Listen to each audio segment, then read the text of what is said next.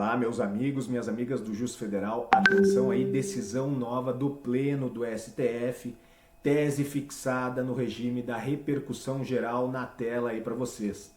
Não se aplica ao reconhecimento dos maus antecedentes o prazo quinquenal de prescrição da reincidência previsto no artigo 64, inciso 1 do Código Penal. Decisão tomada pelo plenário virtual no dia 18 de agosto de 2020. O recurso extraordinário é o 593818.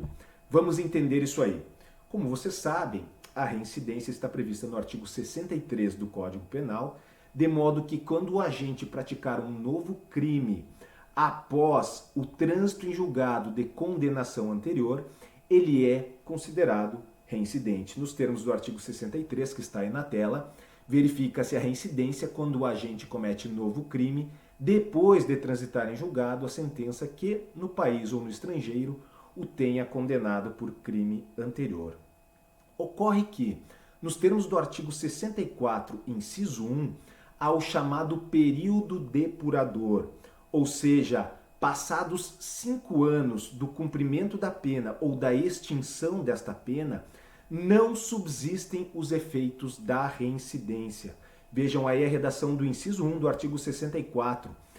Para efeitos de reincidência, não prevalece a condenação anterior se entre a data do cumprimento ou extinção da pena e a infração posterior tiver decorrido período de tempo superior a 5 anos, ou seja, passados 5 anos, apagam-se os efeitos da infração anterior para fins de reincidência.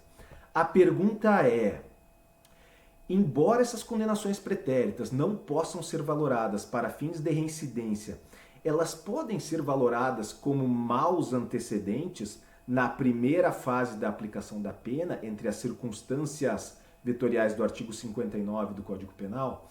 Então essa era a questão controversa que foi levada ao plenário do STF. No âmbito do STJ, a questão já estava pacificada tanto pela quinta quanto pela sexta turma, ou seja, a terceira sessão do STJ, entendimento pacífico no sentido da possibilidade de valoração como maus antecedentes dessas condenações pretéritas após o prazo de 5 anos, ou seja, não podem ser valoradas como reincidência, mas podem ser valoradas como maus antecedentes. Veja esse julgado na tela. Nos termos da jurisprudência do Superior Tribunal de Justiça, condenações pretéritas com trânsito em julgado alcançadas pelo prazo depurador de 5 anos previsto no artigo 64, inciso 1 do Código Penal, embora afastem os efeitos da reincidência, não impedem a configuração de maus antecedentes. Decisões da quinta e da sexta turma, agora de agosto de 2020. No âmbito do STF, a questão estava controvertida entre a primeira e a segunda turma. A segunda turma vinha entendendo no sentido da impossibilidade. Vejam, por exemplo, esse julgado que está aí na tela.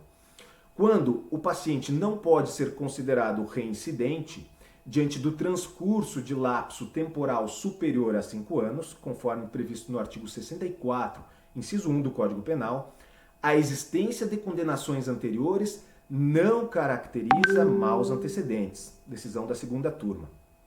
No âmbito da primeira turma, começou a surgir uma divergência no âmbito deste recurso extraordinário 593818, que foi levado a plenário para fins de fixação de tese ainda no ano passado, em agosto de 2019, e o julgamento retornou agora por meio do plenário virtual e, por maioria, foi fixada a tese que está aí na tela para vocês.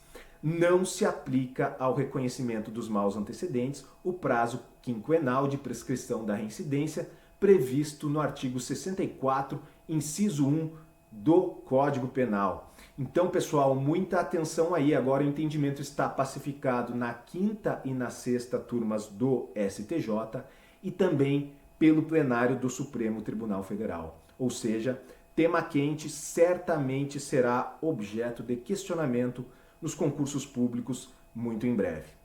Certo? Bons estudos, um abraço e seguimos juntos aqui no Justiça Federal.